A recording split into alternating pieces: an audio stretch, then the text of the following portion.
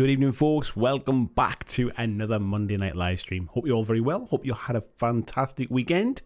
And I hope your Monday is going very well too. As you can see, we're in a slightly different place tonight. So two reasons. One is the studio's kind of having a bit of a spring clean and a bit of a sort out and kind of rearranging some areas. So I've got a couple of different areas to film in. The other reason is my wife's away with work tonight, so I've got the little one on my own tonight, so I couldn't kind of disappear to the garage and leave him on his own asleep in the house, so kind of killing two birds with one stone. I've had to bring the cameras and some lights, and my PC's in here, and there's a monitor on the side on the desk here and stuff, so it's an absolute shit card for want of a better word, but it's working, so that is okay. So let's have a look in the chat tonight. He's only just gone to bed, to be fair, so I'm half expecting to just kind of come wandering in at some point. So I've got the be right back button close to hand for the next probably 15-20 minutes. There's a chance we might be interrupted, but I'm sure we'll be fine. Let's have a look and see who we've got in the chat tonight. So we've got Mr. Super Pumpkin Man. Hello, mate. How are you doing? Nice to see you. Lord Main, good evening, Ian. How are you? Kodos, good evening to you as well. Type 40 TARDIS and Paul Taylor, good evening to you two gents. Paul saying, sorry for missing your victory lap last week. Congrats. Thank you very much. We've got Christian Reeves, the culinary delight himself there. Hello, buddy. How are you doing?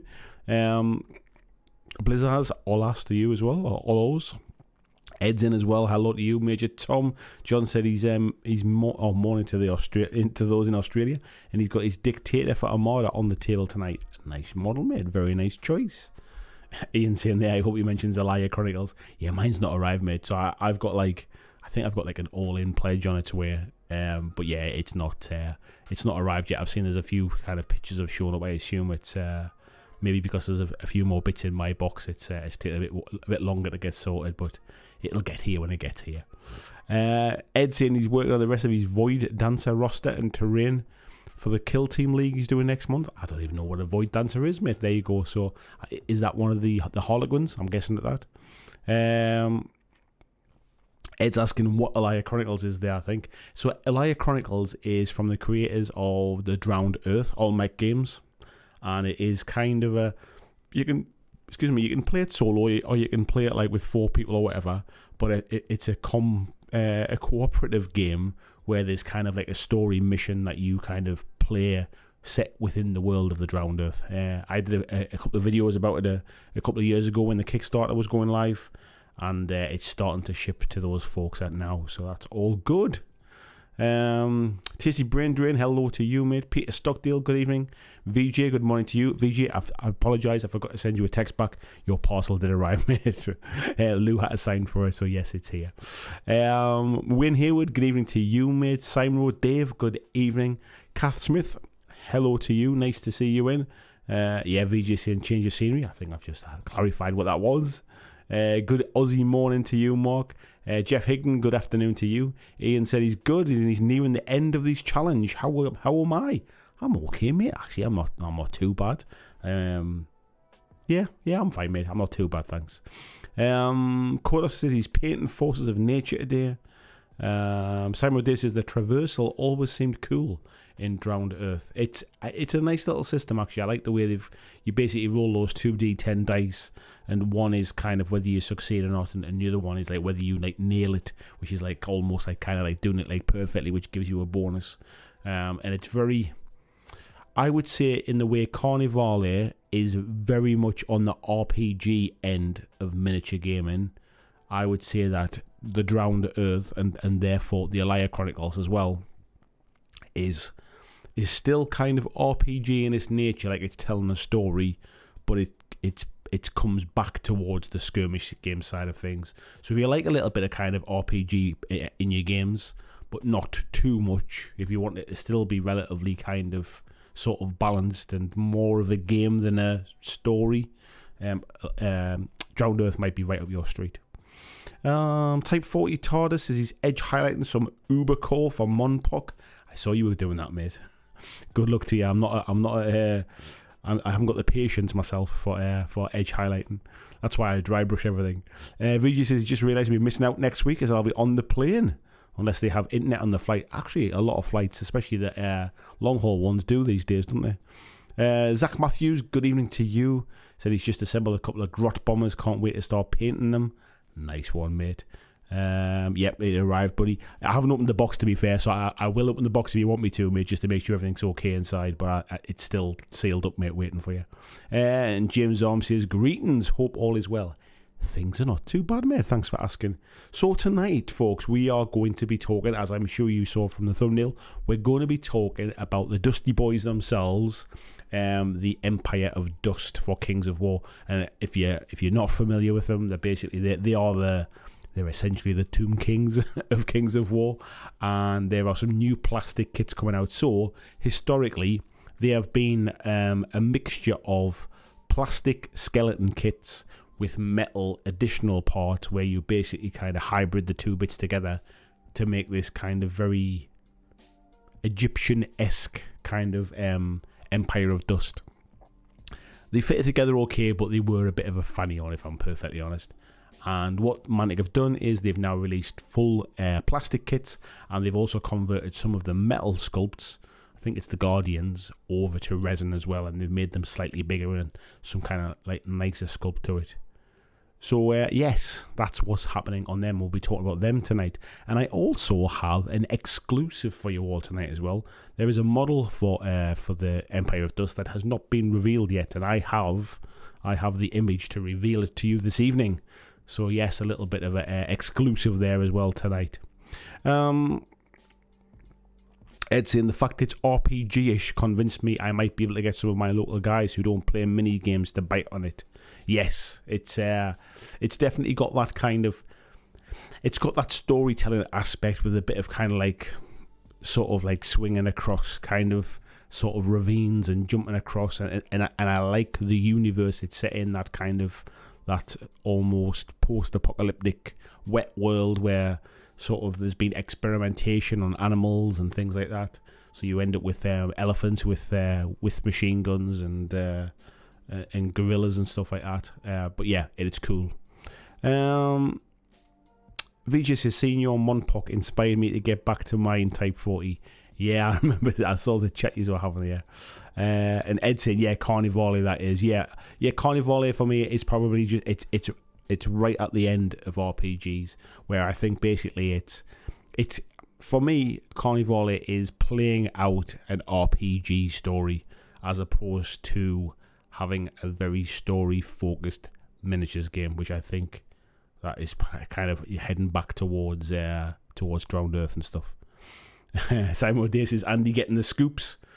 I wouldn't be doing my job if I didn't do a bit of digging for you folks. Vijay says, yeah, go ahead and open it. Be good to confirm they sent the right box. That's what I was thinking, mate. Cora says, hope the upcoming Empire of Dust chariots are not too expensive. It's Mantic stuff, mate. I assume there'll be some mixture of probably, are they going to be plastics? I'm not sure, mate. I imagine they'll be using the plastic horses, I would imagine, but we'll see. And Gary Hollandale, good evening to you, mate. He says, seems everyone is doing Tomb Kings except GW, from one-page rules to Mantic. I mean, to be fair to Mantic, they've been doing Empire of Dust for a number of years now. It's not something new, but and even one-page rules, I guess, they will be for use for some fantasy gamers, but they've probably got like a 3D printed use more in Kings of War as well. Ian said, I like you can dive into water to get rid of the fire on you in Drowned Earth, and a silly stealth model failed his move and barreled into the pavement, and that the medic then killed him. Yeah, that kind of stuff definitely happens. James says, yeah, hello James, by the way, mate. He says, yeah, Carnivale Books is about letting other players do fun stuff like leaping from balconies, etc., even if there's no rules for it. Yeah, exactly, mate. And that's what I mean about it. It's more about playing out a kind of like a miniatures focused RPG as opposed to playing a game as much in that respect. Ed said he was chatting to someone who said Carnivale is the flip side of Ars Magica. I don't know Magica, mate. He says not two people will get that reference. Yeah, I'm one of the ones that don't, mate. That's for sure. So yeah, we might as well. We've got a nice little bunch in. We might as well kick on and start with some of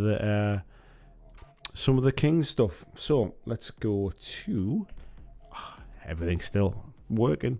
Right, we're going to start here with the designing the new Empire of Dust plastics. So if you haven't seen the Mantic blogs this week, please do go and check them out. I'm just going to very briefly kind of show something more to show you some of the images that we're doing here. And basically what they're doing is there's a bit more background about this, explaining about the move to plastics.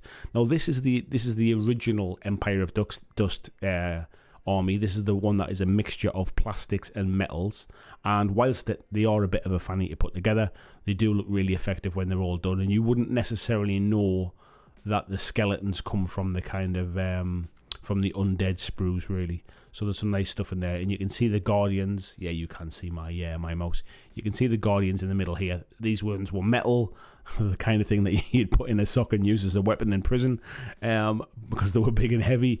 They've actually made them bigger, but they're now resin. And so here's just some of the designs. I mean, essentially, they already had the designs. They had the aesthetic for Empire of Dust. And what they've done is they've kind of replicated that on the plastics, but also tried to squeeze as much stuff as they can onto a sprue, and also make them different enough so that if you're doing different types of units, it's kind of easier to see them on the tabletop, if you like. So what they're saying is that basically, if I read this little bit here, it is saying that the sculptor created a skeleton and recreated the armor from the metal models with some minor adjustments. The weapons were redesigned to be more ornate. It says that the Armanute pharaohs were ostentatious and like to display their wealth and power through their troops. The armor was probably more valuable than the people wearing it.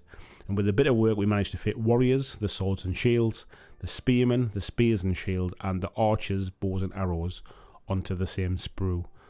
And this is what the new army looks like. So you can see that if you have the old stuff, they will fit together very nicely.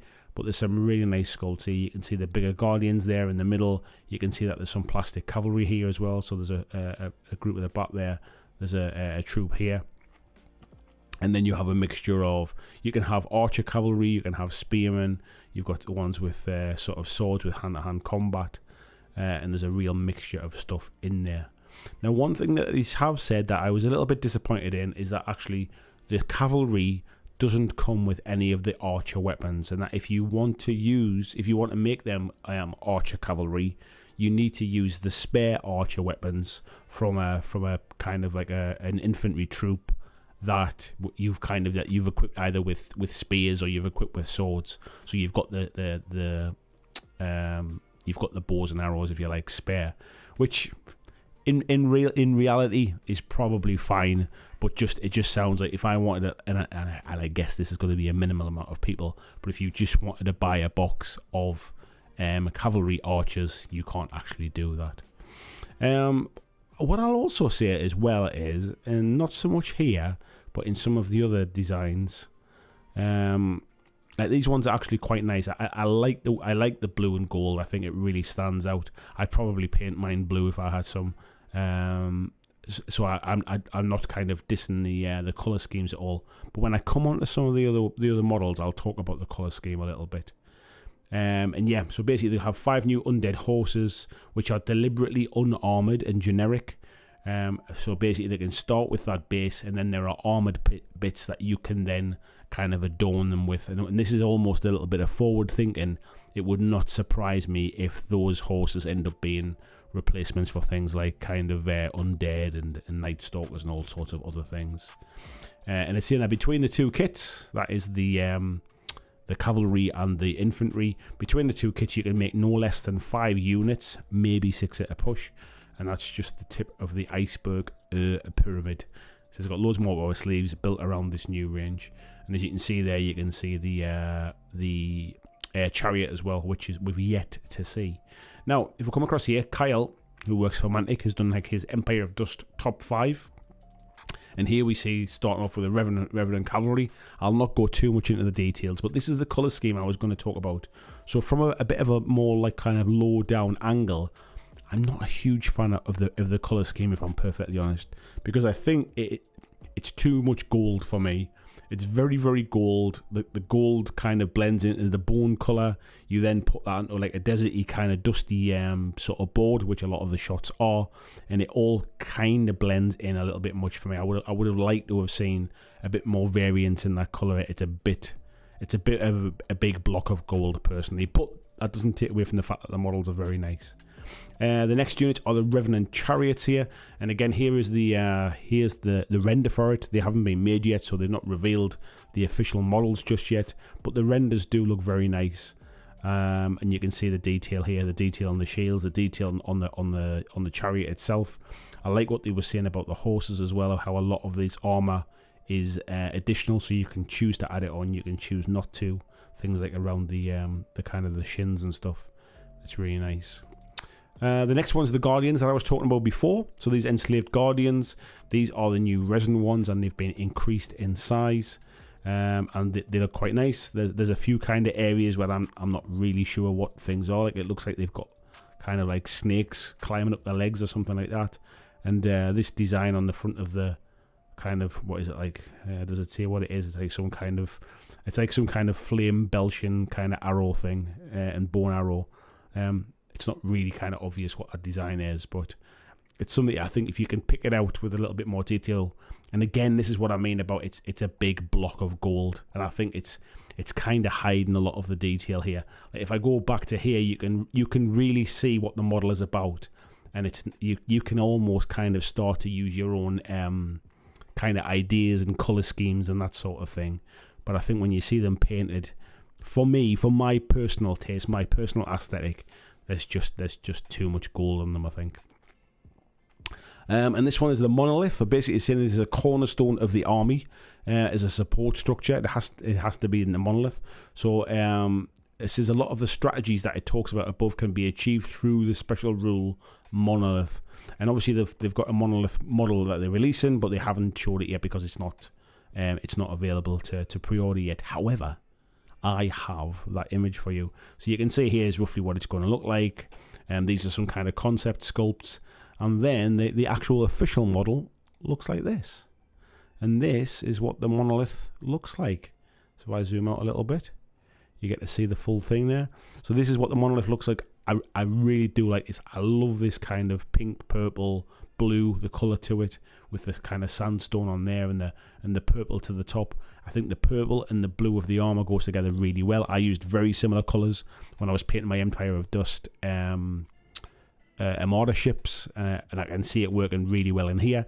And that's why it's a bit of a shame there's so much gold on these units, that actually a little bit of pink or a little bit of purple in with this mix, I think, could have really, really set it off.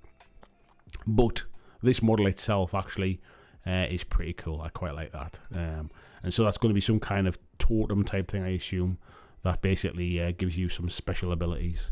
But yeah, this is brand new, not being showed off. This is a bit of a world first. You get to see it here.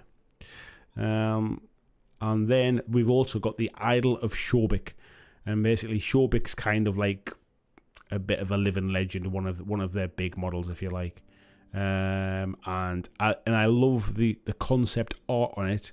We'll wait to see what it's like when the actual model comes out, but I love these kind of stone circles around the back, so I really, really hope that they stay. It's almost like there's some kind of sort of magic that is, I can imagine these kind of just like slowly revolving around behind and stuff like that in my head anyway.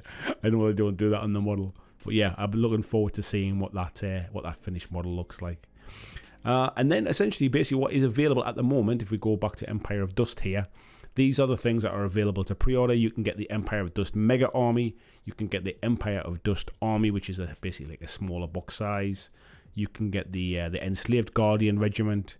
You can get Mummy Troops, which are already available for the Undead. These are some stuff that's already available for the Empire of Dust from the current range. So let me just double check. I think it should tell you here that there is a plastic and metal balefire catapult and 2 plastic and metal crew. So these are the original old kind of hybrid models, but they're still there. It's not so bad. The kits are not so bad when you're not building loads of them.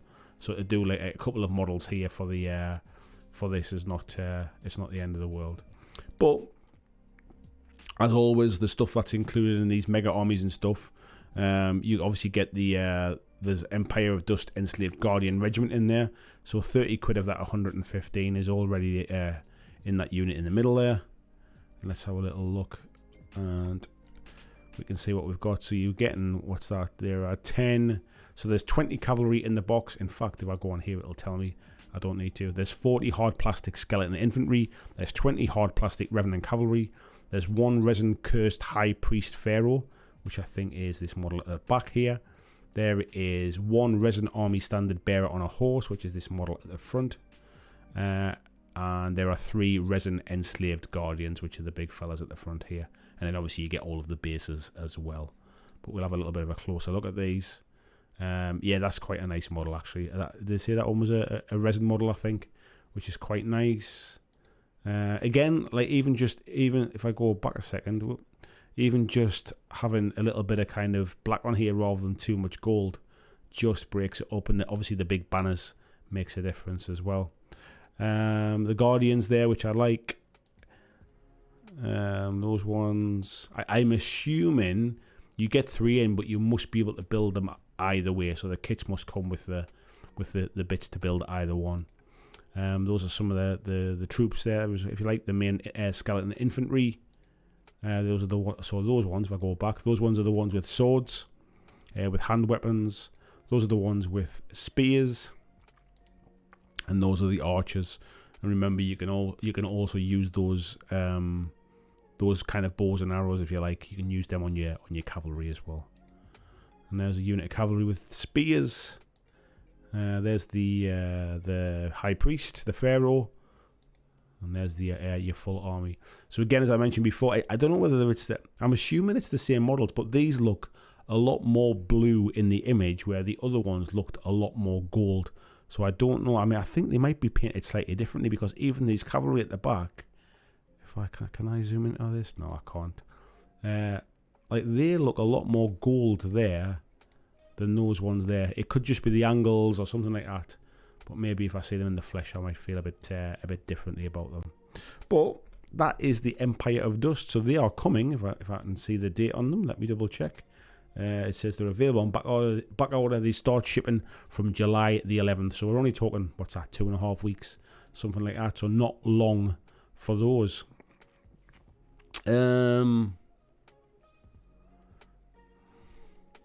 Let's have a little look here. Let's go back. There we go. Jez Hunt, hello mate, how you doing? James saying he shouldn't watch this. Tony Howell, hello buddy, how you doing? Happy belated birthday to you as well. James saying Tomb Kings are right up my street, but I didn't like the old models. Yeah, I like the old models. I just didn't like the kits. I'll be perfectly honest. When I was thinking about which army I'd quite like to build, I almost went for Empire of Dust before I'd settled on the dwarves, and it was purely just the kits that put me off, if I'm honest. VGC is definitely getting Empire of Dust Mega Army one day in the future. Yeah, I mean, to be honest, the Mega Armies are good value. If you're going to kind of start, it's almost a no-brainer to not. Like, if I compare that to something like GW, for example, when they do their kind of combat patrol boxes, sometimes they're not the best way to start an army, because there's sometimes units in there that you potentially might never use, or you might not like the look of, or whatever it is. But the mega armies from Mantic tend to be so much stuff in a box for a good price that it seems to be generally everybody's kind of sort of first stop. They generally kind of contain, because of the way Mantic armies are put together, they generally contain a lot of the infantry that everybody will use. So yeah, from that perspective, they're a pretty good buy. Jess is saying, Oz Magic is a superb RPG. I'm glad somebody's heard of it, mate. I never have. And Tizzy Brain Drain saying it's a game I haven't heard someone talk about in a very long time. You sound a little bit like it. Obi-Wan there, mate. James is saying, is that 2 or 3 on the fanny count? To be honest, mate, I would maybe even put it as high as 4 for some of them. Curtis is saying, I have to say I like the colours on the old ones more. Yeah, me too, mate. But again, it could be just the photography. It could be the way they've just somebody's painted them. They seem really gold to me. And whilst I like gold and blue together, I almost feel like the gold needs to be the highlight colour. Otherwise you get into where you get a lot with things like what they called, like Stormcast for Age of Sigmar, where they're just a big gold block. Just to say, nice. Simon Day says Mantix Plastics, I should say, look pretty great these days. Yeah, they're not bad at all, to be fair. There's the odd model where it looks like you're a little bit uncertain about what it's meant to be, and I don't know whether that's something that, I don't think it's sculpted that way. I think it must be something to do with like the kind of manufacturing process. But there's the odd thing, like things like on the Marauders on the side of their boots, where you think it's lost a little bit of detail there, and I can't imagine the sculptors kind of sculpted it like that. John says both mounted and foot archers are irregular, so if they're for Kings of War, you can't have an army that's too heavy on them. Yeah, and I guess from that perspective, mate, it is that you will at some point definitely have a load of spare kind of archer arms and bows like left over. It's just a shame that like, in theory it feels like a shame, but I'm sure in reality it's not a problem at all. VGC, I like the idea of reusing the bows from the infantry. Understandably annoying if you just want horse archers, but better than having a bunch of bows sitting around. Yeah, it's funny. It's something that I always kind of think about, and I've got loads of kits. I've literally just threw a load of sprues out the other day from, I'm trying to think back what it was for. I think it was for Wild West Exodus when I built the kits up for them starter boxes, and it feels so wasteful to have all of those kind of like weapons that you'll never use, because if you buy another unit of them to build them with a different weapon, it comes with all those weapons again, kind of thing. And I know people say they like to do all kit bashing and all that kind of stuff. I'm never going to do any kit bashing stuff. I just end up with like sort of like, and in the past I used to clip them all off and keep them sort of like specific stuff, but these days most of the time they just go into the bin really, and they get thrown away because I'm never going to use them, and it feels wasteful. It feels like I've paid for something I'm never going to use, and part of me is thinking like, well, if it didn't have all them extra bits on it, like it would be cheaper. But I get why they do it that way. Clavak says, I get that it's hard to tell what's going on in the block. Not the best scheme for showing the models. Yeah, it's Ian saying there as well, the colour scheme seems okay, but it looks like it'll work better with copper bronze colour.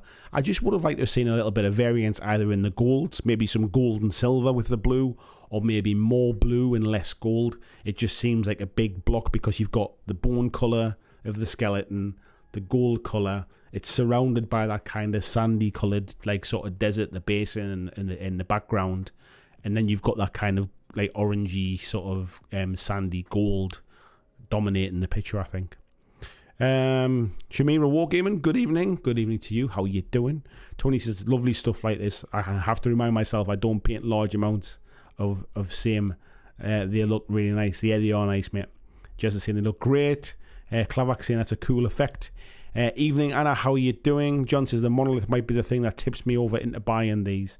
Yeah, the monoliths. Let me go back to here. The monolith's quite nice, actually. I quite like that, and I love the color variance. I mean, I know these bits at the background are just like sort of scenery pieces, if you like, and they're just there for style.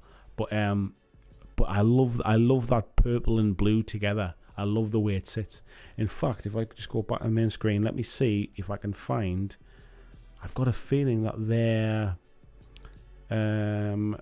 If I go to the shop here, if I go to Armada and Empire of Dust, I'm pretty sure I kind of painted mine very, very similar to the yeah, here we go, to the studio models, and this is what I mean about kind of having a bit more colour in it, that pinky, like kind of pinky purple with the blue with the gold together, like even that big block of grey, like if that had been all gold, you would have kind of just like lost the design a bit.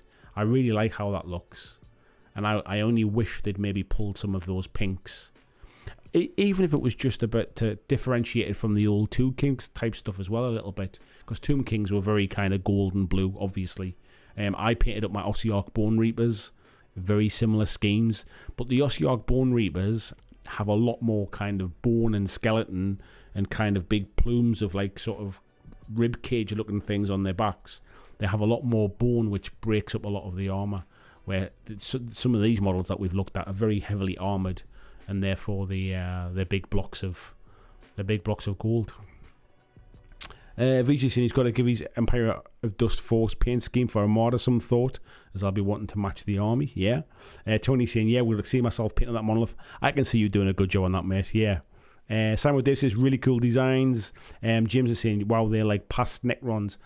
I guess Necrons have always been kind of Tomb Kings in space, haven't they? So there is definitely a bit of an Egyptian theme crossover. ER910 says the idol looks really cool. VG, I completely forgot about it, mate. I've been sidetracked with other stuff, mate. But I will. I'm sure. I'm absolutely certain it'll not be a problem. But I need to contact Rob tomorrow anyway about something else. So I will definitely mention it. James is saying, I think the blue on some of these are a darker blue than the others, but it might be the photography. I think the darker blue ones, mate, were the original ones, and the newer ones looked a bit lighter. Ferrero Rocher. I like that, mate. VG says, doing Manic and GW. Yep, he's talking about his trip to the UK there. And yeah, the blue and white should be the majority, with the gold being the highlight. That's kind of where if I was going to paint them now, not that I'm in anything fancy, that's kind of where my colour schemes would maybe go. I do like the blue and pinks together though, mind. Tony seems to be inclined to go to do gold as really dark, oxidized bronze, and differentiate between metal and bone. I actually quite like the idea of doing like a black and gold together, or a black and red with highlights of gold. I think that might look really cool as well, just to give it a bit of a more sinister look to it. Like, because I always think that sort of Tomb Kings and the Empire of Dust, with the blue and the gold, they do look very opulent, and they do look like they're kind of being trotted out by some kind of rich pharaoh. But I like the idea of them being, the fact is, like, they are Walking Dead, let's be honest. And I quite like it to be a little bit more sinister. So I could be tempted to do like a black and red with maybe some gold highlights. I'd quite like that. Michael Cowan, good evening to you. He's saying, what has he missed? We've just been talking about the Empire of Dust, mate. Apologies if you missed the bulk of that. And Ed saying the colour scheme's a bit, I don't know the name of it, from Rune Wars. I guess everything kind of, I mean, the Empire of Dust colour scheme has been around for quite some time. It's not new to this release, if you like.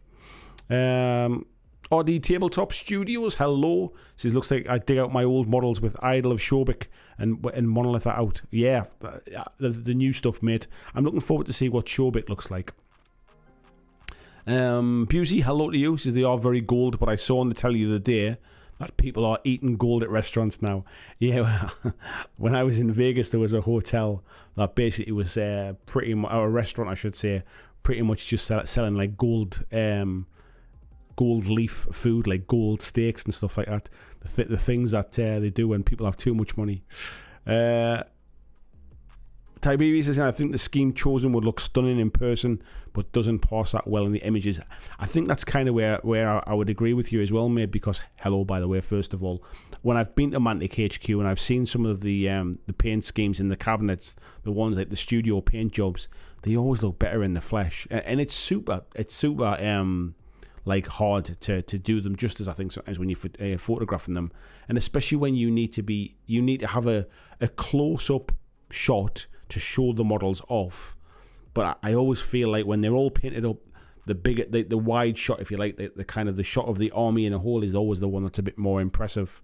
But I think in this instance it feels like a lot of gold. But you're right. I think in reality, up close from a different angle, you'd probably find it'll be absolutely fine.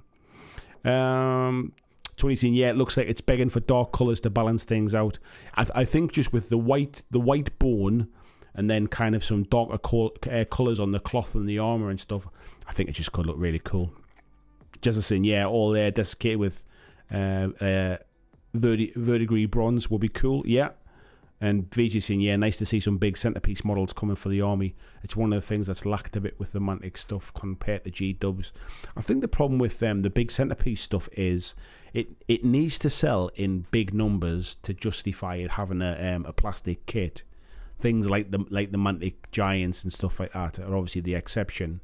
Otherwise, Mantic will do it in resin, and as soon as they do it in resin, the price goes through the roof because it's quite expensive, like both in time and kind of resources and stuff like that. The cost of plastic stuff becomes affordable Let's not talk about affordable plastic kits. But it becomes more affordable in mass production, but you need to sell a lot of them. And the problem is, if everybody just has one in their army, unlike something like infantry squads where people are buying them like they're going out of fashion, that's when it starts to become that kind of weird balance. So we'll see what happens. But yeah, I agree. I do like some like kind of plastic centerpiece kits. Like I love the dwarf kit that I've got. The steel behemoth looks awesome. I really love it. I love the plastic kit you can see behind me there for the flyers for Kings of War, for Firefight. So this is where my flyer is at the moment. It's almost done, but the reason it's not finished yet is it needs a bit more work on it, because what I want to do is I want to paint on the side of here. You know when you have like the World War II bombers and they have like the kind of the nose designs on them? I want to put something on here for my Marauders. I'm obviously going to finish off little bits of like some details on there and stuff like that. But it's not looking too bad. It's kind of got some bits and pieces, but it's not completely finished yet, and I haven't pushed that down yet, because that sort of can come off there. In fact, I'm not going to pull it off now on stream. It's bound to snap in it, but that needs pushing down properly and putting together. But yeah, and Ian saying you want to give a teeth and a shark. That's kind of where my head is at the minute, mate. In fact, my phone's on charge at the moment. I've got some images on my phone, and that's what I was looking at. Something like that. I think because it's the Marauders, and they basically like stole the flyers away from the GCPS. I feel like you can kind of get away with like doing something like that. So yeah, that's what I was kind of thinking of doing. Let's have a little look here. Tiberius is saying a cream bone, gold metal, blue cloth, and white spot colours with some red. It's exactly what I did for my Ossiarch Bone Reapers, mate. I don't know if I've got any images actually. Let me just while we're chatting here, let me see if I can.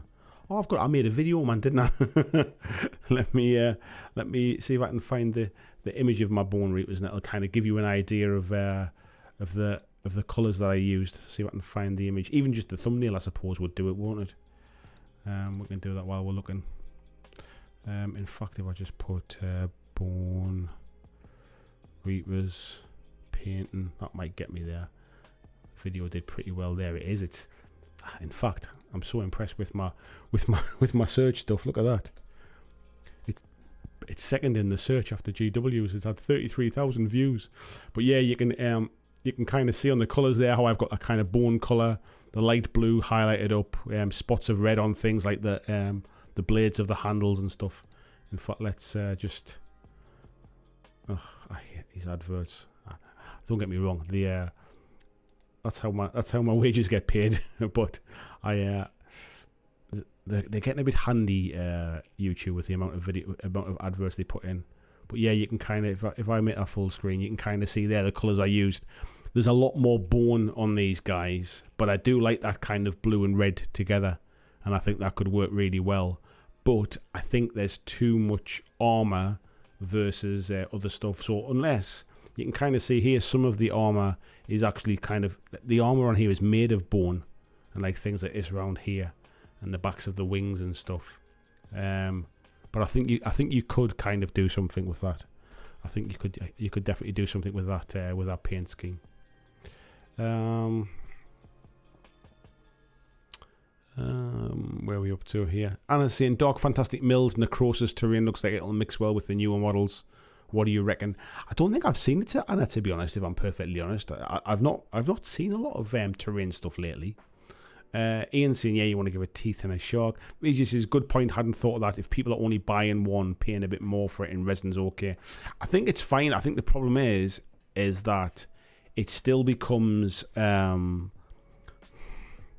not prohibitively expensive, but it looks out of place with the rest of the range, even if it is just one model. Like even if you look at like GW's big centerpiece models, you're talking over £100, like for some of those big plastic kits. But they are really nice. Do you know what I mean? Like, I mean, I'm not sure they're worth the money, but they are really nice. When you're getting a massive big resin model with a bit of weight like that, it starts to get a little bit like, like how do you transport it? It's going to be a bit heavy. One nudge over and it's kind of gone type of thing. VGC needs a pin-up girl perched on a bomb. I don't think you've seen my kind of level of painting. I was thinking of kind of printing something off and being able to kind of like stick it either as a decal or something like that, and then maybe try and like paint over the top of that. Moose, good morning to you, mate. How are you doing? Nice to see you. Super Pumpkin Man saying, like the X-Wing I painted for the last challenge. Exactly, mate, yeah. VG says, good morning. And Moose there. Ian saying, a pin-up Orc Marauder. I did actually look to see if there was anything specific, because I'm assuming people must have had the same idea for GW's Orc Flyers. So I had looked to see if there was anything similar, like Orc related. But actually, I think I like the idea of it like being more sort of generic, like shark teeth type thing or something like that. Tony's saying, yeah, Green Stuff World have a decal set that would cover the exact World War II personalised paintwork. Something like that would work really well if you can work with decals. Yeah, I don't mind decals at all, mate. I'll have to check them out, mate. I've not seen those before. Andrew Fairbanks, good evening, mate. He said his parents are in town, so he's just checking in to drop a like. If anybody else would like to drop a like, we have 65 people in the chat tonight, and we have 30 likes. So it would be nice if more of you could drop a like. I appreciate it like that. But and some of you may have noticed as well, is I've also put on that only subscribers can chat now. It was a setting that I didn't even know existed until I was in somebody else's chat a couple of weeks ago, and I just thought it stops some of the spam stuff coming in. Generally, people who are just spamming stuff tend not to subscribe to the channel. So if you're not subscribed and you're wondering why you can't chat, please subscribe to the channel, and then that will allow you to come in and chit chat with everybody else. Vijay says he's got to get the colour balance right when doing red, blue and white, or it looks like Captain America. It can, mate. Yeah, you're right. I was just going to say it's the same with green and red. Can look very much like Christmas elves. Ed saying Airfix kits should have stuff in like that. Yeah, I don't necessarily want to buy an Airfix kit just for that, but I might be able to kind of, if I can just print something off online, even just to kind of, because you can buy decal paper. I could always print my own, I suppose. Tiberius is saying, mate, they do shark teeth water slide decals for model planes. Yeah, I've not even really looked into it too deeply. I was just looking online at like designs to see if there was anything that really kind of took my fancy. But I'd probably put a decal in place and then maybe try and paint over the decal just to kind of try and blend it in. Or there again, if I can do a good job with the decal, I might get away with that as well. Tizzy Brain Drain saying, good thing that I subscribed. It is a good thing, mate. Jess is saying the nose art on the aliens dropship is cool. Bug hunters, we endanger species. I don't think I remember that, mate. I'll have to check that out. And Tony's saying, yeah, give me a shout in Discord and I'm sure I can hit you up with what suits you. That would be very kind, mate. Yeah, that would be really cool. So, 9 more likes. Is that it, folks? Thank you very much. What we're going to do is we're going to go back and we're going to have a look at something else now. In fact, not before we do, let's just round off the Empire of Dust stuff. So yeah, it's coming, did I say July the 11th or something like that? I'm hoping to get my hands on some so I can have a look at them in the flesh, and I'll do a little bit of a showcase of them and maybe some kind of painting stuff. Hello, Christian Sabine saying, yeah, came to say hello. I can't stay for too long. Thank you for dropping in, mate. And Tiberius is saying he's listed something in the Discord group, which is the most excellent Discord. Thank you very much, mate. So yeah, I think it's coming 11th of July. I think there's more stuff to come as well, and I'll be honest, I quite like them, and I'm always kind of, I always get my eyes kind of turned when I see new Kings of War armies. I obviously kind of had the halflings that I'm kind of half done with. I've got a few Riftforged orcs that I have the odd model here and there that I've kind of been playing with, just painting up and stuff just for a bit of fun, and yeah, I'll be honest, these Empire of Dust are kind of they're out there calling to me as well. So we'll see how it goes. VG saying, with the new contrast colours coming, are you going to expand your paint rack there, Andy? I actually have. I've got 3 of these racks along the wall here, and I've got the current range of contrast paints. I've got them all along the bottom there, and then I've also got another rack as well in the studio for when I was doing the live streams and stuff. And the idea was, work is work. This is my hobby room. This is where I just sit and paint for fun. I don't do any kind of work here or anything like that. And I keep the two very separate. When it comes to contrast colours, I might buy the odd one, mate. Some of the purples are quite nice. There's a kind of a browny colour that looks like almost like worn rusty metal when it goes on. It almost leaves like orange highlights, which I quite like to look at. I wouldn't mind trying that. and so yeah, I think I might pick up the odd one, mate, but I won't be just buying the full range for the sake of it, I don't think.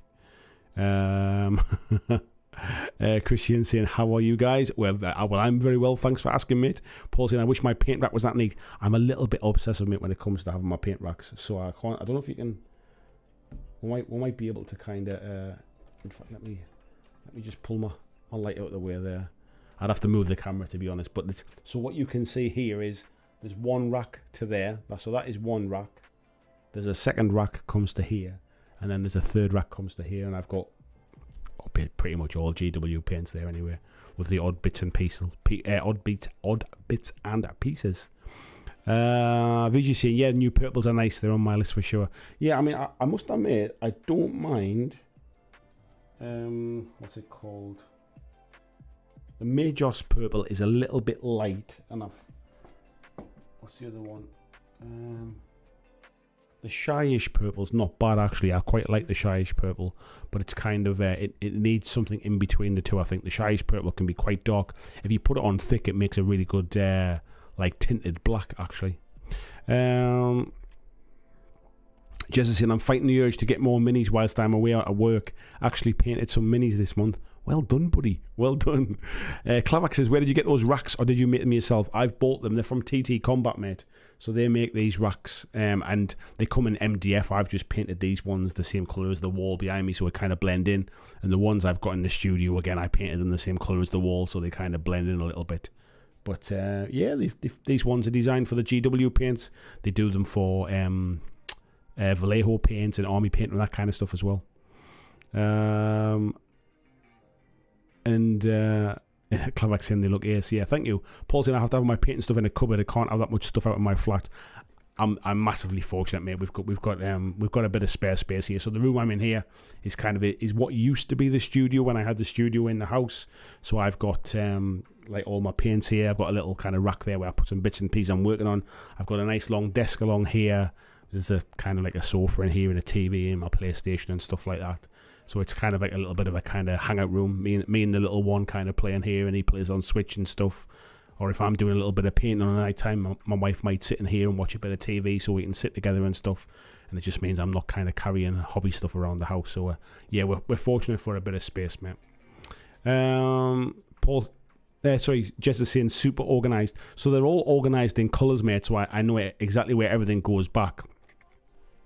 Everything just goes back to the same place every time. I know it, and I know when a paint's running out, it's a kind of, I need to replace that one kind of thing. So yeah.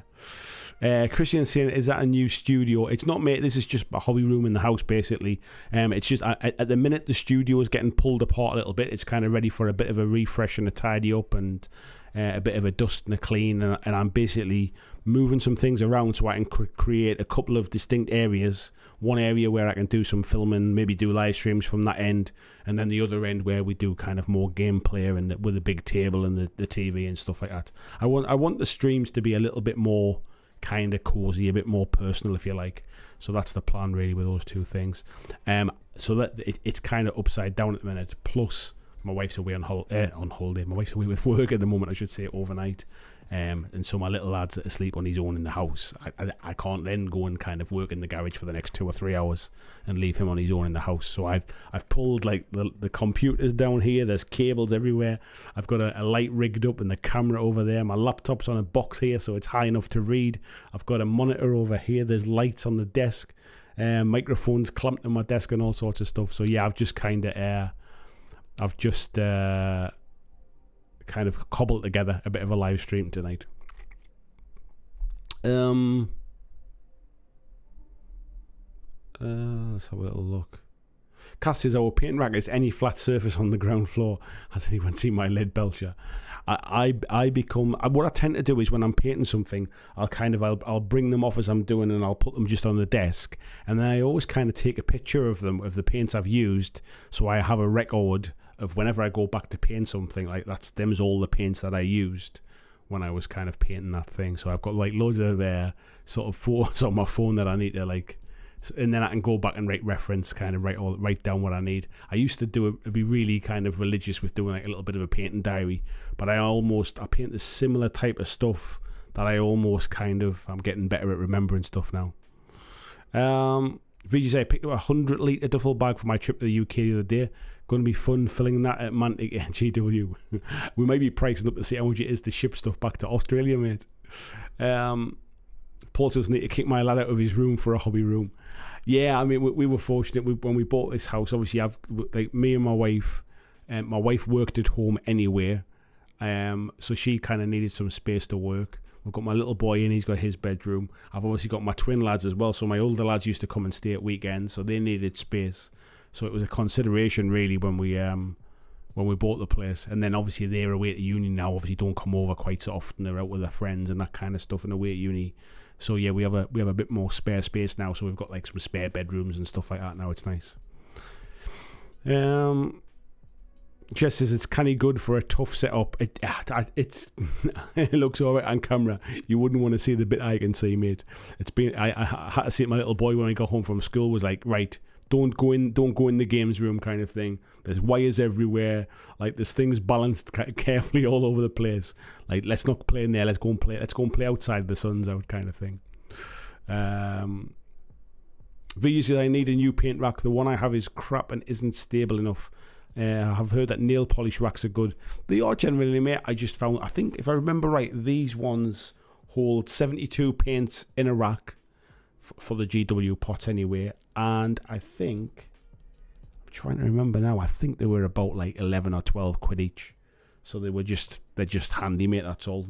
I think nail varnish racks are good if you're using like a lot of, like kind of like Vallejo pots, because obviously they're a bit more kind of nail varnish shaped. So if you use a lot of these or Army Painter dropper bottles, you generally can use them quite well. And Ian saying, yeah, I have a nail polish rack for all my dropper bottles and it can hold GW paints too. I like the fact I can kind of paint these and they just kind of blend in with the wall, and they were easy to pick up. They were cheap and they were easy to pick up. So yes, that's what I was going to do before. We are going to go back and have a little look because the Dead Zone campaign is now finished. So I didn't cover this too much because, one, I was tied up with a lot of the God tier stuff that I was doing. Two, I wasn't really playing many Dead Zone games, so I didn't really have anything to input. But I was hoping that Mantic might have done a bit more. I thought they might have done some videos or bits and pieces, but they posted the results and stuff, but I was surprised they didn't do more with the campaign itself. It feels like it's kind of just, it's happened in the background without much of a fanfare, which is a bit of a shame. But yeah, it is finished now. There's been more than 1,000 games that have been played, plus a lot of firefight battles as well, which was great considering how new the game is. And basically it's saying that the next stops now are to analyse all the data and the results that they've got from the campaign and see how that shapes the narrative of the Warpath universe. So in a couple of weeks they'll have a full breakdown of what it means for Magnetar. I think I'll probably cover something then when it becomes a little bit more kind of detailed, and the factions as a whole. And he says, quick hint, it's not looking good for the Enforcers. So there you go. So basically that each week was a different district. We started off with the Entertainment District, and in that first week, the Enforcers basically took control of the Entertainment District, and things like the Marauders, the Nameless, the Maison Labs were kind of lagging behind a little bit.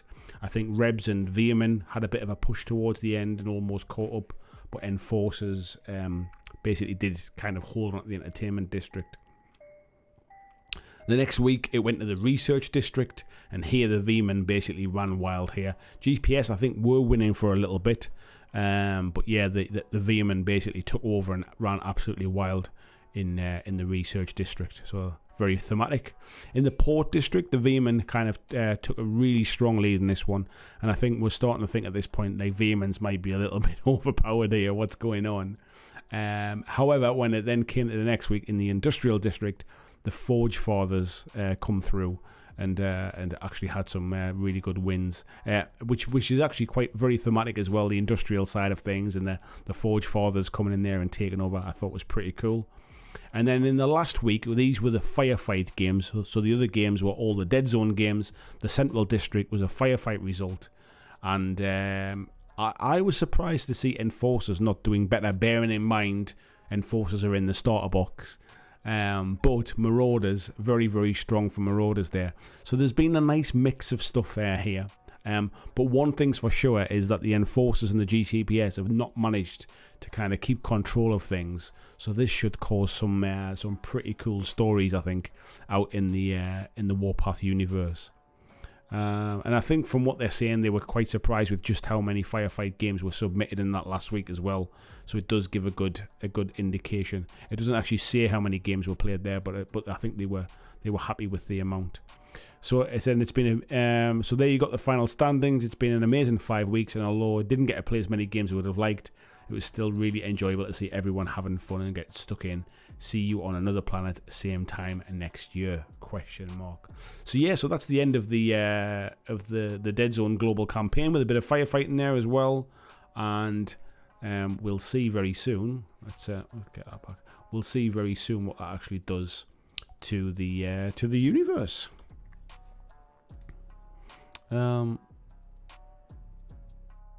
VJ saying, yeah, he switched his Citadel paints to drotter bottles. I haven't got the patience to do it, mate, not with the amount of paints I've got. Yeah, and Ian saying his was free, the person was going to get rid of it. They're the best kind, mate. Tiberius is saying, nail varnish racks are good if you've got mixed manufacturers. Yeah. Paul is saying, yeah, I move mine to droppers on and off, but it's messy in the paint. I've done it once, I think, for like, I've done it for stuff like, if I'm doing a lot of airbrushing for an army, and I have to airbrush one particular colour a lot, I'll kind of transfer paint over to a drotter bottle and mix it with thinners and kind of get it the right consistency and stuff. But generally, I just find it's more of a pain for me personally. I'm fine with it the kind of way it is. John Bingham, hello mate, how you doing? He says, like Umbrella Academy, Mantic just don't seem to want to create much noise about their own stuff sometimes. Yeah, I'd like to disagree with you, mate, but I find that I can't. It's I find it strange. I mean, that like they do a lot of written stuff. They don't do quite so much video stuff, no podcast stuff type of thing. I expected, I should say, to see more kind of visual content, like video content. I know they post a lot of stuff in newsletters. They post a lot of stuff to the blogs and stuff. Personally speaking, and this is a very, very personal thing, I just consume visual content or podcasts. I tend not to read stuff. So I have to make a point of going and reading the Mantic blogs and going checking for them. I tend not to like sit and read things. I'm generally sort of consuming it. Either it's kind of end of the day and I'll put YouTube on, I'll flick through and I might search for certain stuff, or I see what's in my feed, or I'm kind of driving or I'm painting and I've put something on in the background, or like a podcast or something, or if I'm sitting painting I might put a video on. So I tend to consume a lot of visual media in that respect, or audio media. I don't really read stuff, and I just kind of I just personally think it's a bit of a shame. I would like to have seen more of it. I mean, Ronnie's obviously, there's a video that's come out today, I think, with Ronnie doing a little bit more off the back of the conversation I had with him about Mantic board games. But yeah, I think you're right, John. I mean, with the Umbrella Academies, I mean, it's funded, but it could do better. However, they've not really kind of kicked off much of a song and dance about it. There's not been a lot of noise about it, weirdly. So other than the fact that they've done a bit of Facebook marketing, I thought they might have kind of, made a bit more noise. Let's have a little look here. VJ saying, yeah, hope we can play some Dead Zone when I visit. Absolutely, mate, yeah. Ian saying they wanted the entertainment district for the BlackJack videos. John says, I mainly played Maze and Labs. They didn't do well. I think the problem with Maze and Labs, mate, is that people generally, there's not a lot of people play them because, unfortunately, you can only get them in the Star Saga box, and they don't sell them separately. So I think there's a lot of people would like them. Excuse me. There's a lot of people would like them, but just kind of get their hands on them these days. Christian says, looks like a new battle for Bilbo stock will have a mix of firefight and a Dead Zone day. Very nice, mate. Jess is saying, mix of victory shows it's a canny balanced.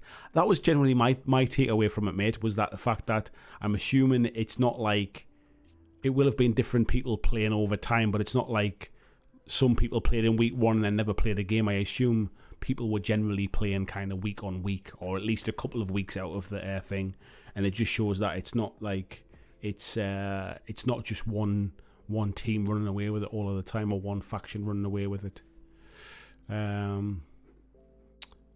Tony said, I switched my GW paints to a mass of different manufacturers. I've mentioned this many times, mate, and I'm sure people are sick of hearing it. It's purely just around kind of ease of access for me. That's all it is. I'm not that good a painter. I'm not going to worry about too much about which white's the best, or who makes the best black, or any of that kind of stuff. It's more about just accessibility for me. VG says, Matt Nick, social media personality. I think I know the right guy for the job. They've got a social media person. They've got Johnny who works there. Like Rob does a lot of stuff. Obviously, Ronnie does a lot of stuff as well. I think they just need to crank it out. Like, I mean, it's... And I've had these conversations before. Basically, it's hard for channels like mine and others because the audience is just generally smaller. So the kind of video that Mantic can make, that is a very much a marketing video, is not something that I could make, and I wouldn't expect to get many views for it, kind of thing. I'm not there to advertise products, if you like, or to try and like make people aware of a new product that's coming out. I'm there to kind of put my spin on it and give my opinion and kind of say what I think, really. And that's not the same kind of thing that they can do. So when it comes to things like Umbrella Academy, or when it comes to things like for example, I mean, they've made a couple of videos for the Empire of Dust stuff, but one of them's just kind of been showing the sprues off, and the other one was Ronnie just saying, you know, there's stuff coming out. So whilst it's great that they're doing stuff, I just wish that they would do. I wish they would do more. If I'm being perfectly honest, and I say that as somebody that enjoys the games. So I want to see more stuff. I want to see more stuff online. It's like, if you're a Games Workshop fan, you are inundated with like stuff to watch about the stuff that you love. I just wish other games had more content too. Simon Davis says, Mantic should really do some video content. Loads of other companies do it. Modifius is a good example. Lots of less players and interviews. It's interesting because I don't think I've ever seen any Modifius stuff. Maybe it's just not on my radar, but I'm not that familiar with the stuff that they do. Kodos is saying, I think Mantic is still too focused on Facebook advertising, where reading short posts is the main thing, while YouTube or other more visual ones are left behind. I wouldn't disagree, mate. I think they do put a lot of focus around the written word, about blogs, around newsletters, and I would say they do a lot of kind of Facebook advertising and Facebook marketing. I'm assuming they must have sort of information that suggests that works for them, and that's where they get the best bang for their buck, kind of thing. But yeah, I would just, like I said, I just consume video. Hence why I do YouTube and I don't write a blog, kind of thing. VJ is saying he's got to admit he's gradually shifting to other manufacturers when he buys with a purpose. Otherwise, it's Citadel, as they're easy to get. Yeah, that's my thing, mate. Kodos is saying Miz and Labs are getting their Dead Zone boxes soon. Some shops have them all ready for pre-order. I've not even heard that, mate, if I'm perfectly honest. VG saying Mantic's balance is good for the same reason their rules are good, because they care about it, unlike just shifting units. Yeah, I'm sure they'd like to sell a few more as well, though. Zingbo, good evening to you. Says, hello, I'm late getting here tonight. That's okay, mate. I've been reassembling a mountain bike now to assemble some models. Well, I know which one I'd rather be doing, mate. Ed saying Modiphy is a primarily RPG, so not really in your wheelhouse. Yeah, I mean, I know they do kind of Fallout, Wasteland Warfare, and I know they do the Call to Arms game as well, the Elder Scrolls one. But I must admit, I don't think I've ever really come across any of the video content. Is my point. Generally, even if it's not my stuff, I'm exposed to lots of different companies doing video content. I'm just surprised more don't. Like, for me, it feels like they're either relying upon other people to do it for them, which I don't really think is the case. But and I put Mantic in with a group of people here. I put them in with people like War Cradle. I put them in with people like who am I thinking of? Weird Miniatures, I think, do the same kind of thing. I think who's the one that's on top of my tongue? I'm thinking of even Corvus Belly to an extent. Like, they do it, they do the odd video stuff now and again, and they do a little bit of an update, but they don't really show off any gameplay. They don't like there's a maybe it's done on Twitch and I don't see it for a lot of these companies, but they're not on the same level when it comes to Games Workshop and the amount of video content they put out, but they could be. Do you know what I mean? That's like video content. Like, there's so many people providing free content, like for other game systems, if you like. It just shows that it doesn't necessarily have to cost a lot of money to do it.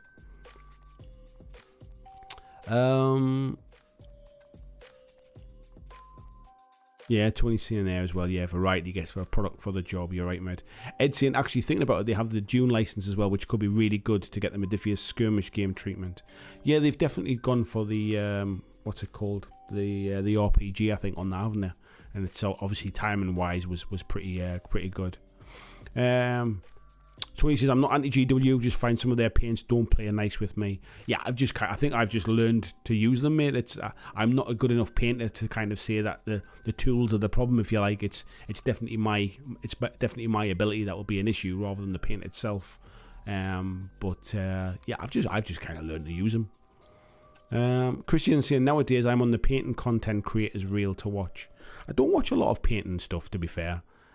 Generally because I just find that I don't spend a lot of time painting, so it's not like I'm trying to learn new tricks or anything like that, or learn new techniques. That's just not the kind of my kind of hobby, if you like. Obviously, most of the time I'm looking at stuff for work wise, but then when it's hobby time for me, I just want to kind of paint and play games. I want to get stuff done so I can get them on the table. So I tend not to spend a lot of time like upgrading my quality, if you like. Tybus is saying, dare I say they don't have the in-house expertise or budget to do it. I think there's an element of that, mate, but then there is a point where you say that, do you bring somebody in to do it? Do you contract it out? Like when it comes to sculpting miniatures, they don't necessarily have the in-house stuff, so they freelance it out. When it comes to writing rules, a lot of companies freelance it out. When it comes to printing the product or manufacturing the miniatures, they freelance it out or they send it out to a manufacturer. So there is a point where kind of like if you don't get the word out about your product, people won't know it's there. And I think there's an element of that that's kind of maybe happened around Umbrella Academy. VJ says, Modiphius do Achtung Cthulhu. I love the idea of that game. I mean, Nazis and Cthulhu's not to love. I don't think although I don't love Nazis. I know what you mean, mate. I'm not sure, mate. I've heard of the game, but I don't know anything about it. Christian said, I spend more time watching than painting. I think a lot of people do watch it as entertainment. I don't think it's even necessarily kind of to learn stuff. I think it's just there's something quite zen and quite peaceful about watching somebody making stuff. I went down a bit of a rabbit hole the other day watching a guy called Odin. And he makes kind of cosplay like weapons and sort of just like he was making like Captain America shield and Captain Carter shield, and he made some barrels for Donkey Kong kind of thing, and it was just quite interesting just watching somebody making something.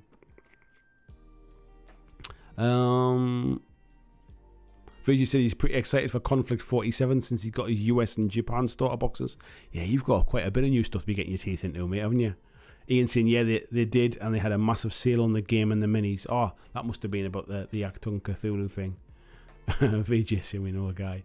Yeah, I don't think that's going to happen. I live too far away for that kind of stuff, mate. I think if I lived nearer Nottingham, there would be more opportunities available to me. But I think I just live a little bit too far from the lead belt, as they say. Tybreeze is saying they could offer placements to the local colleges and universities to do that marketing. I think they could, but then it does become a point of a little bit of exploitation there a little bit. I guess it's just when it comes to marketing, I've got no idea how much companies spend on marketing. I don't know what companies' budgets are for when it comes to things like Facebook marketing or anything like that. And for me, I just think it's something where you can generally have somebody in-house. Like even if all you were doing was kind of unboxing videos or like little kind of like podcasts and things like that, or like little tips videos, like the information that Kyle did, that top 5 units for Empire of Dust would have been great as a video. Like, because I'm not going to go through and read all of those details, but if it had come out as a video, I probably would have sat and watched that quite happily, even if it was just him talking to camera with some kind of images behind him on a green screen. I just find those kind of things just work better as a video, personally. Kodos has seen in the past people like watching Bob Ross on TV and not necessarily to learn how to paint. Yeah, I agree, mate. I think, like I said, I think there's a lot of stuff where you just, it's quite nice just to watch. There was a guy, and I forget what he's called now, but I kind of went through a bit of a phase of watching him, and he's essentially like a comic book artist, like he basically colours panels and stuff, and he was basically taking like kids' colouring books and colouring them in with like professional sort of pens, if you like, and sort of adding to them, and you know how they kind of like shade, and they have all of the lines coming off to kind of just sort of simulate movement and stuff. And he was basically taking kids' colouring books of things like the Avengers, for example, or Batman, and kind of colouring them in like as a professional. And I found just watching them in the background were actually quite therapeutic.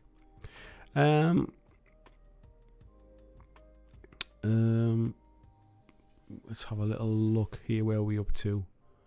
Christian said, I'm trying to do some display stuff too, but with the exam near, I don't get time for it.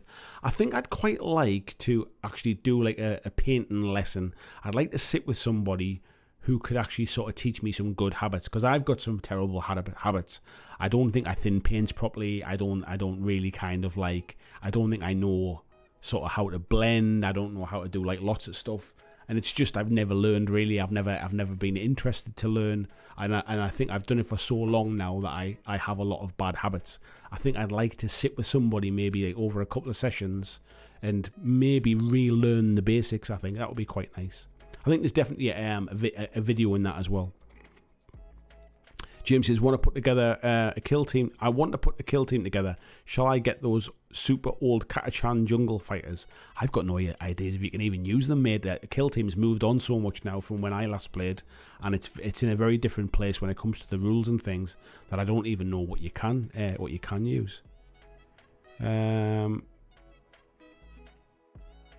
is what now? It says, yeah, this would have been okay about 18 years ago.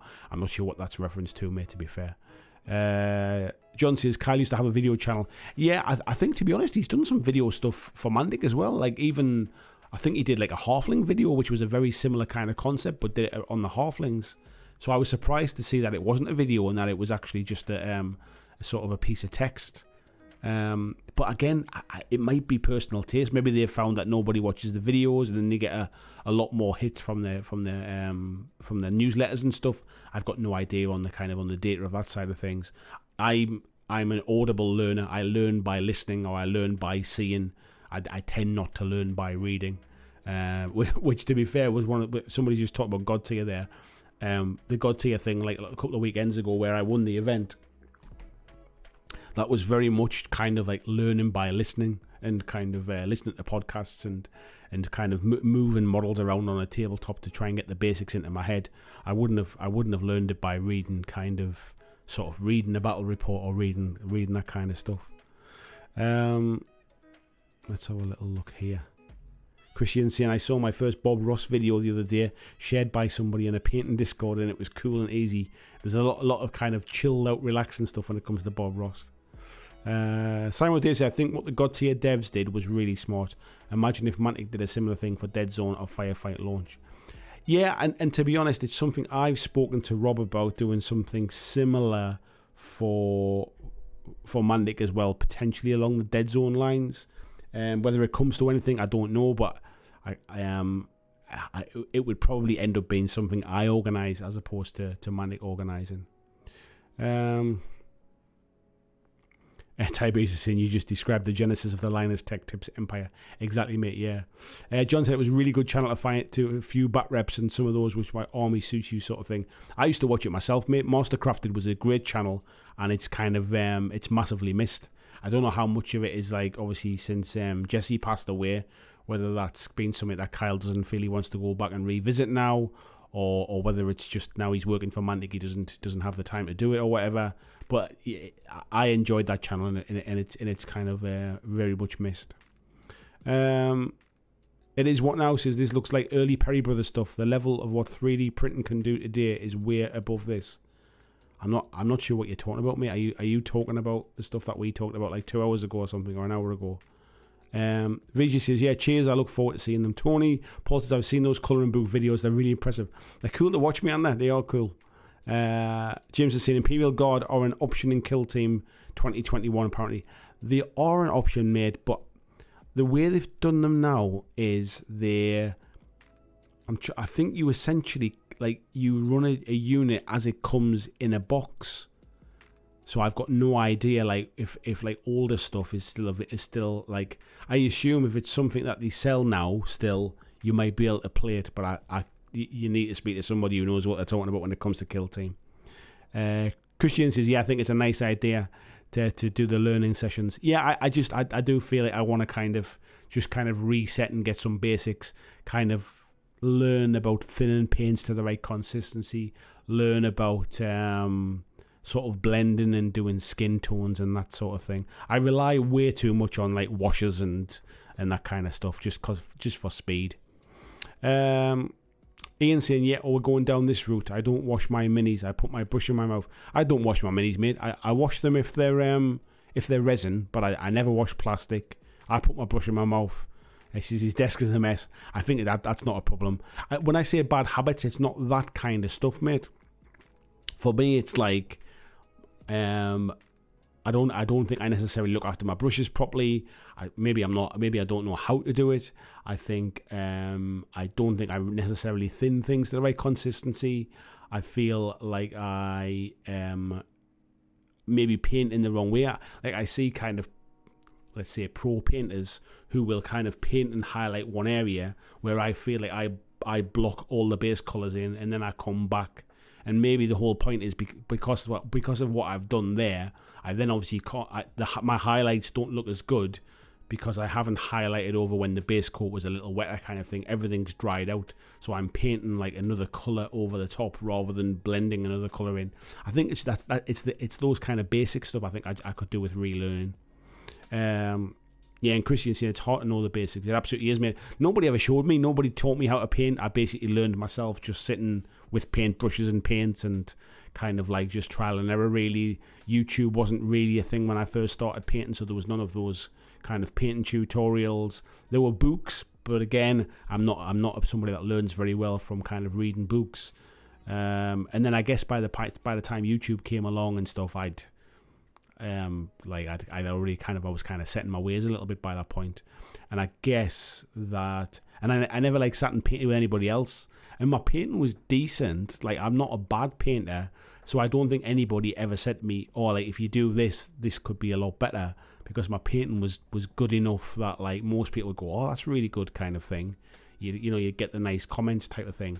So I think I've got to, like, I don't think I could get any better painting the way I paint. Whereas I think I'd have to unlearn some stuff to be able to get better kind of thing, I think.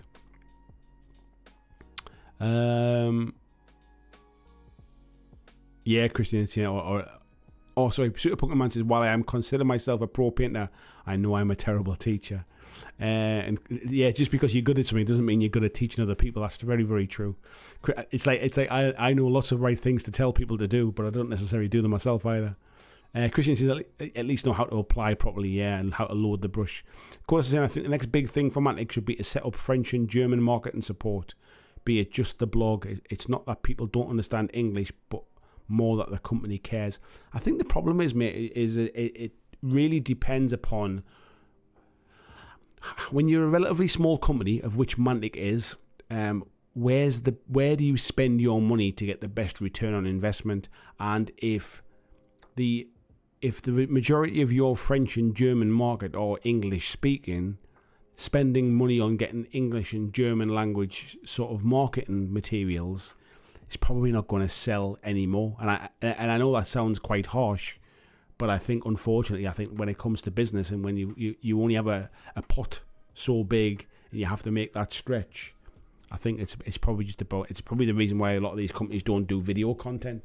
It's just about, like, where do you put that money? Unfortunately, I think that's just economics, really. For you saying, yeah, I rely on way too many painting crutches. Simultaneously, I feel that with the airbrush, learned by myself, so I feel like I have lots of bad habits. I feel like the airbrush I'm not as bad with, but I don't use it nearly as much as I kind of as I probably could. Ian saying, yeah, same here. Back then I brushed my primer on, then painted, and that's how I hated painting 10 years ago. I started like, I didn't start gaming, I didn't start collecting models or anything like that. I literally started just to paint almost as a hobby, in the same way that some people do colouring in books or some people knit. Like I just painted models purely just for the enjoyment of just sitting painting, really. And so I think that's why I learned to do what I needed to do, or how to get a certain effect or a certain look, whether that was with washes or dry brushes or any of that kind of stuff. But it was stuff I kind of just taught myself, really. VGC Meg Maples lives in Australia now, and I know she does weekend painting retreats, hoping to get into one maybe next year. Yeah, I'd quite like to kind of spend some time with a decent painter. I've no idea how much it costs. Can't imagine it's cheap. But I just think I'd benefit from a couple of sessions. I think, even just to get the basics. John says, I'm bad at painting and teaching to paint. Vigi says, foreign language support seems like an unnecessary expense. I can completely understand why it feels like they kind of care more about a certain community when they go to that expense. But you're right. I think it gets to a point where if you're the size of someone like Games Workshop and you can open yourself up to a wider audience by appealing to other like non-native speakers, where I think, I'm not sure how many more new sort of customers someone like Mantic or let's say Warcradle, for example, would pick up just by adding additional language options. And VG says that's where local communities come in for translation. I think, and it's a very lazy opinion, but I think that generally what happens is because so many games have been only in English for such a long time, generally most folks who play them speak English these days. I think it's when you get some intricacies, when games are quite difficult or quite intricate with the rules, you tend to find like the translations don't always translate, if you like certain specific rules don't translate very well, which is why I think people like GW have gone to the expense of kind of having very specific regional variances.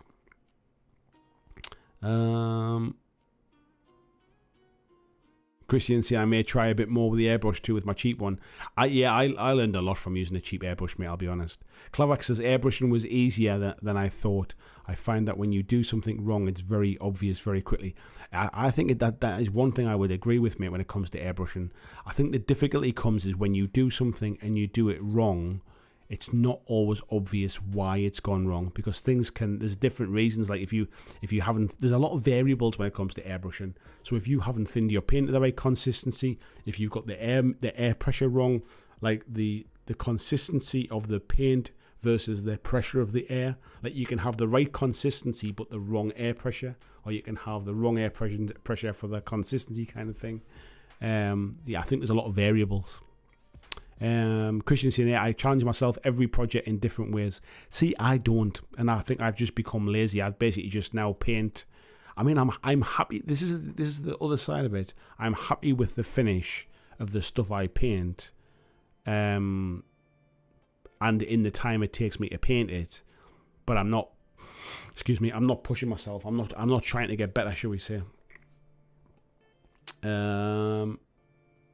VG saying, it's why I don't understand why Mythic bother with all the French translation. I think that's because they're French, mate. I think that's the problem. I think they would probably say, why are we bothering with all the English translation? Or that's because because that's where the main market is, I suppose. But I think because Mythic are French, I think it's generally one of the things. It's like Night Models, for example, where are Spanish, and their Batman game was written in Spanish originally, and the translation to English was pretty awful. If you look at someone like Corvus Belli, like Spanish is their native language as well, so the English version is the translation. I assume it's more like that. Curtis is saying that at VGA depends if you want to get into the market, but it's more about the support. People tend to ignore games where the company don't care about the community. I wouldn't say that they don't care about the community, but I think you have to, when especially smaller companies outside of GW, everybody else is pretty small, and I think you have to kind of factor in that there's quite a big expense in getting things translated, and then not only getting things translated but getting things printed in different languages. So instead of having like a big pile of rule books, you have to have a big pile of English rule books and a big pile of French rule books and a big pile of German rule books, or even worse, a small pile of French rule books and a small pile of German rule books. And I think that's when it starts to become a bit of like I say, it's just an economics thing. Christian said, you paint more stuff and it looks cool. Yeah, you don't get to see a close up, mate. Vijay said, I guess it depends on what you mean by caring. Yeah, exactly. Paul said, I love my airbrush. It took me from I'm enjoying this painting to what can I do I never thought I'd be able to. I should use mine more often than I do, and it's very, very easy to get out of the habit of it. Yeah, Tony doesn't like his. Still haven't let mine out of its cage. Airbrushes and I have a famously acrimonious relationship. I'm really surprised with that, mate. Like, I honestly think if you could nail it, you would use it all the time, especially for some of the bigger pieces that you do. It hurts me inside that that you've not managed to crack it yet. I really wish it was. I wish you could just switch it on one day and it just worked perfectly. Johnson, yeah, English people are too lazy to learn another language. Yeah, it's one of those things, mate, isn't it? It's like, you know, unfortunately, that's just become it's not become necessary to do it. Therefore, again, it becomes one of those things that, well, it's on my to-do list, or it's something I might do because I'm interested. And like in my day-to-day life, not speaking any other language other than English does not stop me doing anything. Where I think sometimes, especially when you're in big business, like I used to travel all over Europe with my old job, and English was basically the language of business. Like you had to speak English to basically to participate in any of our meetings. So that's another reason why it becomes a bit of a lazy thing.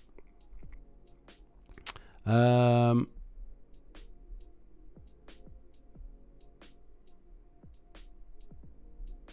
are we up to here? Fiji says, yeah, that's true. I know I'd be dangerous in a few languages. I used to work with somebody that spoke about 7 languages, and it was quite impressive, I'll be honest. It says, people seem to forget that in the tabletop world, you are GW, Asmodee, Wizards of the Coast, or a small player. Yeah, I think people think people like Mantic are bigger than they are. Mantic have got about 20 employees, maybe 25 employees, something like that. Their turnover is not like, it's not, I mean, it's big enough to support a business, but it's not astronomical. They are not like they're not on the same level as GW. I always remember, and I've quoted this many times, I remember Ronnie saying that when GW gave their bonus out to their staff, the size of the bonus that they gave out to their staff was bigger than Mantic's turnover at the time.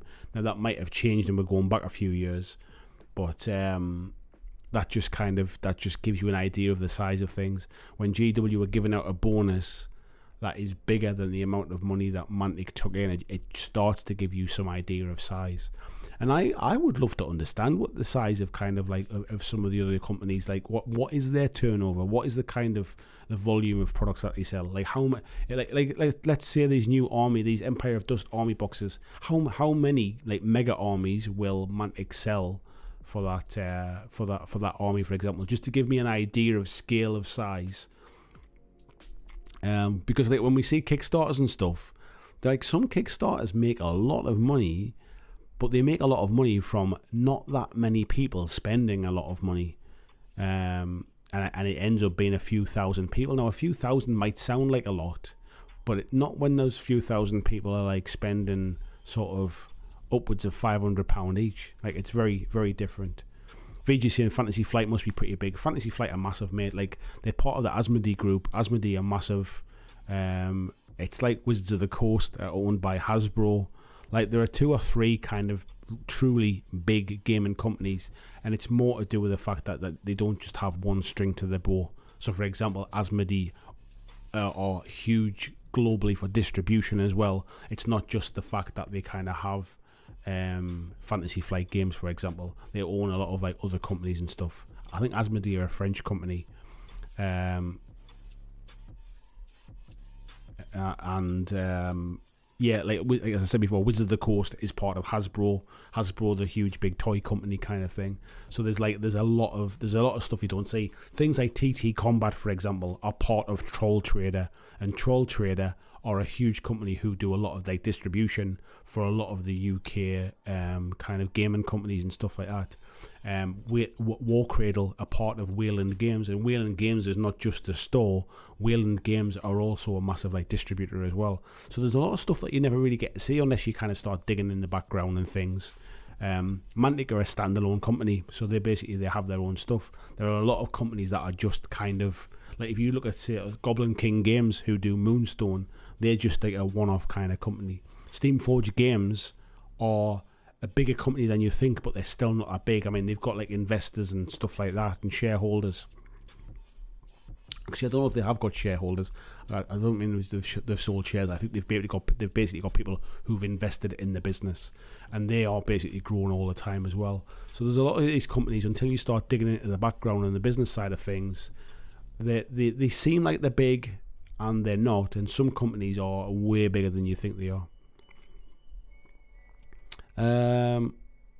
Ian says, I see what you mean, but I'm enjoying just base painting, washing, and then basing a model. If you're enjoying it, mate, there is absolutely no reason to worry about it. Absolutely. Kavak says, people study English in their countries doesn't mean they like playing games in English. Yeah, I don't disagree, mate. I completely agree with that.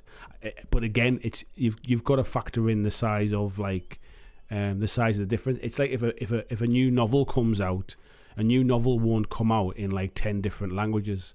It'll come out generally in the language of the author, and then potentially it might be kind of, if it's popular, it'll be converted into other languages down the line. It's like movies come out and stuff like that, and you know, like they don't re-record the movies in a different language. They sometimes dub them over, but generally, or they'll put subtitles on them or something like that. It just really depends. And Clavac saying, you may play games with friends and family and children that may not be able to handle constant translation. And I guess at that point, mate, that's the point where you start playing games that are written in your native language. So that like there's a lot of Spanish producers who obviously make games in Spanish. That's why board games are huge in Germany. There's a lot of German board game producers. And I guess that's like, there is a point where each country then also almost kind of mops up that part of the market. It's not that big a market, and it's so fragmented between lots of different companies that very few of them are financially kind of able to invest into that, like sort of those extra languages. Quota says, there is a reason why Warlord Games Black Powder is preferred over other rules, simply because it's a reason why it's preferred over other rules, simply because they're available in other languages. Yeah, I don't disagree with it, mate. But again, like I said before, I really think it boils down to how much more will they sell. Like, are you talking like sales will go up by like 2%, or are you talking about sales are going to go up by 70%? I think that's the point where they start deciding whether they're investing in that kind of stuff or not. VGC in there, speaking of Fantasy Flight, pretty excited for Outer Rim, unfinished business. Outer Rim's such a good game, good to see there are more expansions planned. And if you can rent or borrow a copy of Outer Rim for my visit, that would be great to play. What we might do, mate, is when Christian came up, we went to a board gaming cafe in Newcastle. We could potentially go there, mate, and they'll obviously have a bigger range of board games than I've got. Christian saying Fantasy Flight games have always more expansions for their games. Yeah, and Ed's saying it's a good model. It extends the life of the game. I think it generally just completely depends upon how popular the base sales of the original game is. VG says his main gaming buddy worked at GW for a while doing Japanese translation a long time ago. I've just seen that they're recruiting for some Japanese speaking folks at the minute. In the end, they stopped as it wasn't worth it back then. I assume things have changed now. Yeah, I think it's just kind of starting to happen now, I think. Like, if I remember right, I think Alessio Cavatori started working for GW. He came over as like an Italian or an English to Italian translator. And VG's preferred over other rules. It's pretty subjective. Yeah, I honestly, I really think it's purely just down to the cost. I don't think it's anybody not caring about customers. It's purely just down to the fact that, like, does it make financial sense? If it's going to cost us £10,000 to get somebody to translate an entire rule book over, and then you have to assume it's right because you can't check it yourself, so then you probably have to pay somebody else to double check it. So you get somebody to translate it all and proofread it, and then you have to print extra copies that you can only sell in certain regions. I think it's purely just down to the scale of economies and stuff like that. Oh, excuse me, bit of a dry throat. So, folks, I think I've got one more thing I was gonna show you as well. And I think it is. So you will have seen these models, these Ripper Warlords for Firefight. They're now coming to Dead Zone as well. So there's a stat line there as well, which is basically for to use this Ripper Warlord that has just been released for Firefight, to use it in Dead Zone. And they're doing a similar thing as well with the Goblin Weapon Team. So with the new Marauders coming out, excuse me, oh, tired. With the new Marauders coming out, there's a lot of these models that have come out for Firefight starting to make their way across the Dead Zone now. So if you're a Marauder player and you want to give Dead Zone a bit of a try as well, you can use more of your stuff now as well. Skyscrapers are another unit that's doing the same thing as well. So there's these are the stat lines for those. I'm assuming, I'd like to think that there's going to be somewhere else to see these stats. I mean, I assume they're going to be an Easy Army or something like that. I'm looking to see here if it tells you anything about them or how to get the model stats. There you go. If you fancy giving these units a spin, we've included the stats on Easy Army, and so enjoy your list building. So yeah, if you want to get the stats for these, they're only available in Easy Army. But to be fair, at least they're free. Certain other companies would not have done so. So yes. So if you're a Marauder player for Firefight, or you're a Marauder or you think of playing Marauders for Dead Zone, you've got a few more options there now. So that was that one. Yeah, VJ is saying it would be great to have every rule set in every language, but financially it's not feasible. I think if you're a company that does digital rules primarily, I think there is sometimes, like, you might be able to do it in digital rules, but I've got no idea how much it costs. It really probably depends upon how big a rule book is, how sort of, like, I remember when I was working for the company, it was one, like, for the last company, it was one thing having conversations in English, but when you started to get in very technical detail and speaking about specific engineering terms, that was when some of the stuff started to break down, because we called them different things, or maybe we had different measurement scales, or we called things like different names. So like general business conversations were fine, but as soon as you started talking like technical aspects, that was when it became a bit more difficult. And I assume when you're writing rules to like, it's not just a case of putting them through Google Translate, if you know what I mean. John says it's not just the one book either, it's the yearly expansions to be translated. Yeah, once you start, that's it, really, isn't it? There's no going back at that point. Kodos says there's a reason people call Warlord games the GW have historical games, and their rules are taken because they're available in language while others are set in English. It's funny because I don't see Warlord as that big a company, to be fair. I mean, they're bigger than, when it comes to historical games, I assume, like, you know, that they are bigger than the others, but I don't see them as a massive company.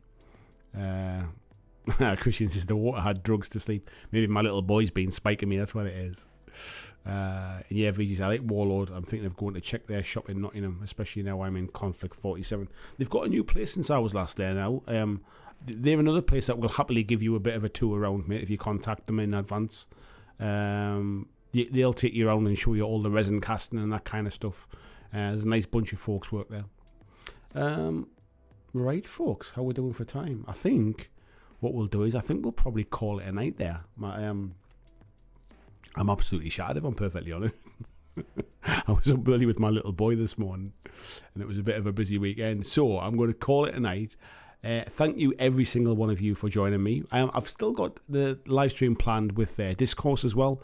I'm deciding we were going to do it tonight, but obviously with this setup, and I didn't know whether I was going to be getting up with my little boy and stuff like that, I didn't really want to do it here. So I don't know if we're going to do it next week or if we're going to do it the week after. I'll have to double check, I think. But yeah, we all plan to do a live stream together, which will be nice to have somebody else on the channel for a change.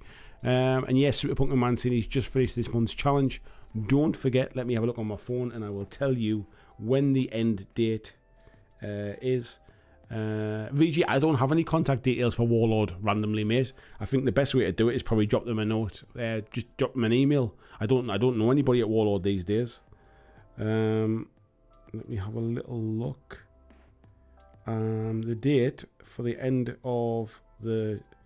Oh, is this Sunday coming, isn't it? So yeah, so Sunday the 26th at 11:59 p.m. So you've got till the end of this week to submit your June painting challenge ones. I haven't had as many this month, so hopefully we see a few more coming in the last week. But that was one of the reasons why I had a bit of an open-ended topic, really, was because I didn't expect to get too many this month. So don't forget to pop your challenges in. Email them to me at blackjacklegacy@gmail.com.